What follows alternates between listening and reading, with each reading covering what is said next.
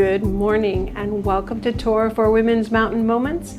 This is Prepper Portions and I'm Judith Garden. Today we're going to be making something called farm cheese. I actually call it homemade ricotta. And if you don't know what ricotta is, that is how we pronounce ricotta, R-I-C-O-T-T-A, ricotta cheese. You can find ricotta cheese, of course, in your dairy department, or if you're in a pinch at home, you can make it easily. Now, I have used this farm cheese or homemade ricotta in a lot of different recipes. The only one I have never tried it in, and I will admit, is cheesecake. I know that a lot of people use the ricotta for making their cheesecakes. I have not tried it there yet, but I will show you how easy it is to make this at home. And this is not like cream cheese. This is definitely the consistency of a ricotta cheese. I don't actually get it to turn out quite as lumpy as a medium or large curd cottage cheese. It's more along the lines of a very tiny curd, and it's so simple. The things you're going to need is a candy thermometer, a wooden spoon, or a rubber spatula. Do not stir this with a metal spoon. It tends to make it not work quite as well. Now you're also going to need a little bit of salt, some lemon juice, or apple cider vinegar. You can use white vinegar also, but I prefer these over the white vinegar. I also do not necessarily prefer the lemon juice because it does impart a definite lemon flavor just in the background. Now that might work nicely for a pastry or I'm trying to think, like a cannoli filling. That little hint of lemon might help, but I prefer the apple cider vinegar because it makes it more neutral in flavor. So we will be using our apple cider vinegar, and this is actually a bottle of homemade apple cider vinegar that I just poured in yesterday. We will be talking about that at some point in the very near future because I do have apples, slices, pieces, leftovers and whatnot, scraps in the freezer, and we will be making apple cider vinegar soon. Now, what you are going to need, the big ingredient is 6 to 8 cups of milk. Now, a lot of people will prefer to use skim milk and 1%, 2% in what they drink or eat. I prefer to use whole milk, especially for this recipe, because it has a little bit more fat. It helps it turn out more cheesy-like, and that gives it just a little bit of fat left over in it, so that what you can do, and it's wonderful to do this, you can use it on pizza to make the kind of pizza like the marguerite pizza and things like that, where you put the plops of cheese on it and allow it to melt just a little bit, but you still have that ricotta consistency. So here we go. Oh, I forgot my heavy bottom pan. I use stainless steel and only stainless steel for a cooktop. I don't use any aluminum, and all of my pans are heavy bottom. All right, you're going to carefully pour, hopefully without spilling. Let's put the towel here just as a backup. Your milk into your pot.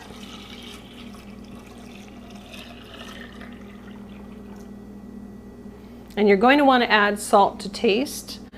For the 8 cups, I add about a teaspoon of salt. And I just measure in my hand the old-fashioned way. So that's about a teaspoon. And then we place our thermometer on the edge, our pot on the stove.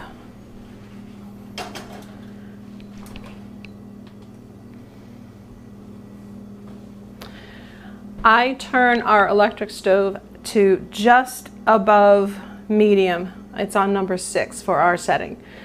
I find that it scorches too much to the bottom if I turn it up too close to high, but you do want to bring it up to temperature as fast as possible, yet slowly, if that makes sense, because you don't want it to scorch to the bottom and leave brown flecks in your ricotta, your finished cheese. Now, I'm going to use the wooden spoon for now because that is my preference, and we are going to stir it regularly as it processes. This will take a few minutes to heat up. You want to heat it to 185 degrees Fahrenheit. Again, that's 185 degrees Fahrenheit. and that will take just a few minutes. So we will pause for now and I will show you what's next when it's ready. Another excellent tool that helps, and I forgot to mention this, if you're going to be using gas or electric, if you can purchase diffusers, they are, I used to call them stovetop pancakes. They're about half an inch thick and they have holes that will help diffuse the heat throughout the bottom of the pan, so the pan is not getting a direct heat from the flame or from the coil.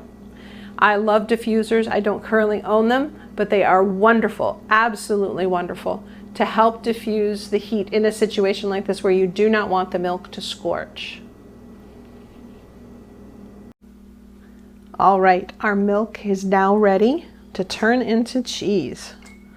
We're going to scrape this off and set it aside for a minute.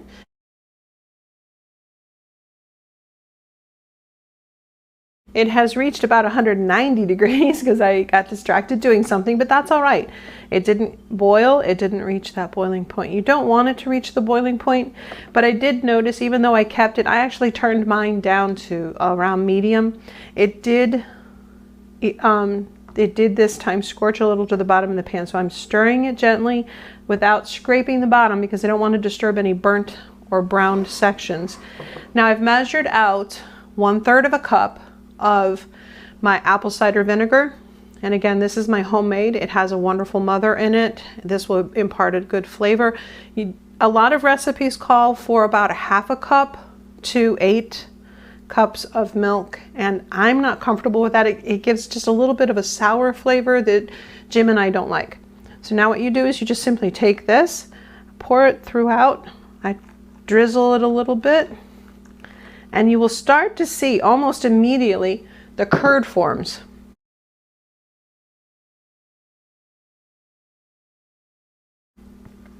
Then just simply stir and allow it to sit for a few minutes. Now what it's going to do is it's going to separate your curd from your whey. And all of a sudden you become Little Miss Muffet sitting in your kitchen tuffet. And here we go. You will see, let me pull a little bit up. You can see the curd on the spoon and how it is forming.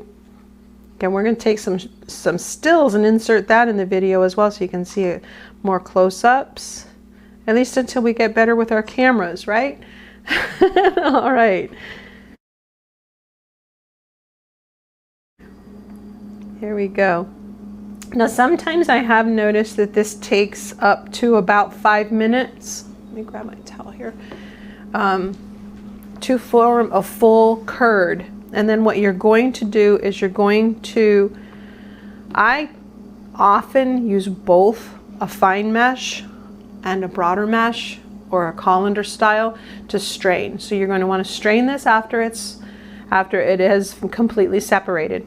You will end up with whey that you can save, and that whey works wonderful in making bread in place of milk. If you don't have milk in the house, I keep it either frozen in containers in the freezer or in the refrigerator if I'm going to use it within 7 days. It is also, we have a recipe on the website for baked oatmeal. It works great in making baked oatmeal, and Passover is coming. So if you need a liquid for your unleavened bread, this makes a great liquid to use in your unleavened bread, the whey. And then you'll end up with your cheese and your whey. Now to store your cheese, I save old yogurt containers, and I tend to use those because they're the perfect size for a batch of homemade ricotta. I'm going to set this aside for a few minutes, allow it to continue to cool a little bit, and curd. Oh, this one is nice. It's got a lot of nice chunky curds in it. So we're going to let that sit for just a few minutes. Looks like our homemade vinegar worked wonderful this time, and then I will show you how I strain it. Okay, we are back to do the straining, and as you can see, I've separated a little bit so that you can get a little bit of a look. I'm going to see if I can tip this up just a little bit. I'm sorry that you can't see. Let me see if I can strain a little bit out of the, there we go. And yes, it does get a little messy.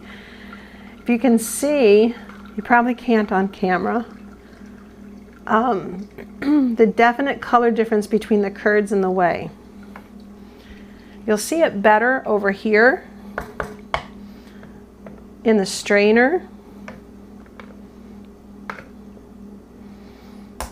I did this so that you can see very easily how it can form to the shape of the container it's in. With this here, that's been sitting only for about a minute or two in the small strainer. And this around is more like the curds. It's kind of bright in here today. I'm going to take a photo of that and insert that as well. That way you get a better view of what I'm talking about. All right.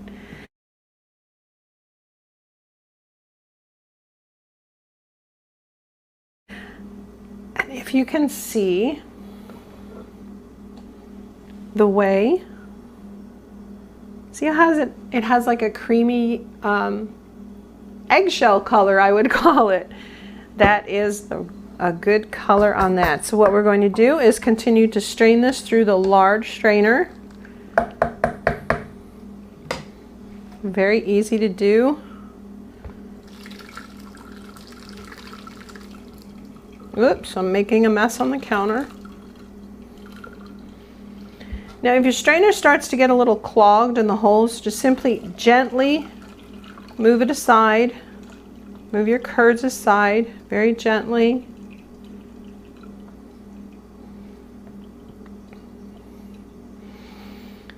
And then you can easily pour more through.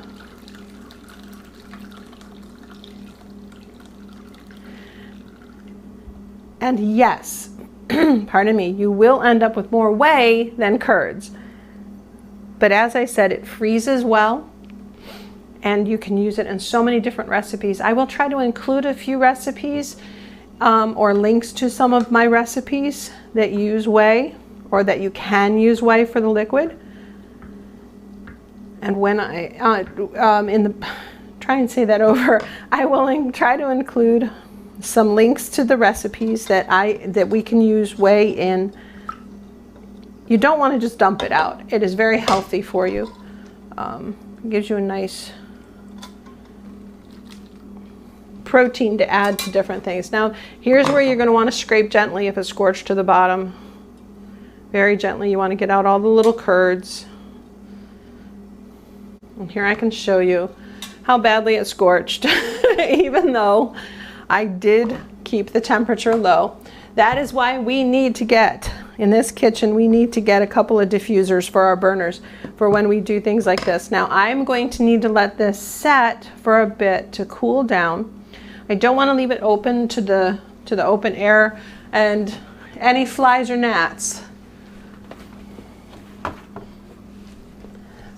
So I will grab my linen cloth that I keep for breads and cheeses and whatnot, and I'm just going to cover this for a little while, and then I will pack the cheese into a container. It's made probably about 2 to 3 cups of ricotta for using in the kitchen, and tonight we're going to use it to make eggplant rollantinis. So I will spice it up with some Italian spices, maybe some hot peppers, and also a little bit of spinach. And then we will fill the thinly sliced eggplants and make rollantini for dinner tonight. I will try to remember to take a picture of the rollantini when it is done and include it at the end of this video. I am very grateful that you joined me today here in our kitchen to make farm cheese or homemade ricotta, and I hope that you will try it yourself. It is very simple to do and quick to do. I have made it so quickly. I can even make it in small batches if I just heat up a couple of cups of milk and a teaspoon or 2 of vinegar when it's heated to temperature. If I need it, or suddenly we decide to make a pizza that night and we want a white pizza with lots of garlic and some spinach and some ricotta, we can just toss that together real quick and easy and use it fresh right out of the bowl, plop it on the pizza, put the pizza in the oven, and you're good to go. I hope you've enjoyed this video, and I thank you very much for joining us at Torah for Women's Mountain Moments. These are the prepper portions. Shalom.